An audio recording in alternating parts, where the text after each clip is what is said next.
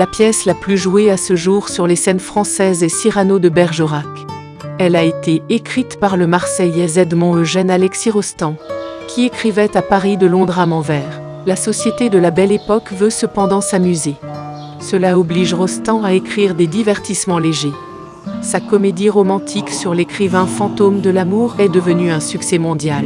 Et c'est précisément ce Cyrano qui a déjà croisé notre chemin en de nombreux endroits de Bergerac, mais qui nous attire au Pays Basque, à Cambo-les-Bains.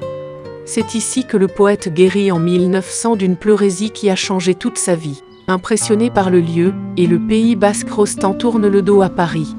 De retour dans le sud-ouest, il construit en 1903-1906 un rêve néo-basque, la Villa Arnaga. La somptueuse villa est située à environ 2 km de la ville, au milieu d'un parc de 12 hectares.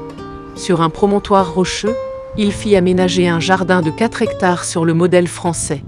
Les arbres ont été parfaitement taillés, et les allées ont été soigneusement gravillonnées. Dans la Villa Arnaga, nous visitons 19 chambres. Chaque pièce, chaque détail respire le style de vie de la grande bourgeoisie du début du XXe siècle et lui fait penser à un somptueux décor de théâtre.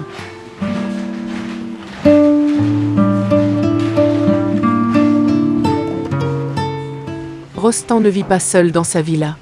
En 1886, il fait la connaissance de la poétesse Rosemonde Gérard. Elle le convainc d'écrire lui aussi des poèmes. Avec son futur beau-frère Henri Ly, il écrit sa première pièce de théâtre, Le Gant Rouge, en 1888. C'est un échec total et Rostand n'écrit plus pendant 2 ans. C'est avec Cyrano de Bergerac qu'il réussit à percer. Paris, la France, le monde entier célèbre Rostand comme le montrent des documents d'époque exposés ici à la Villa Arnaga.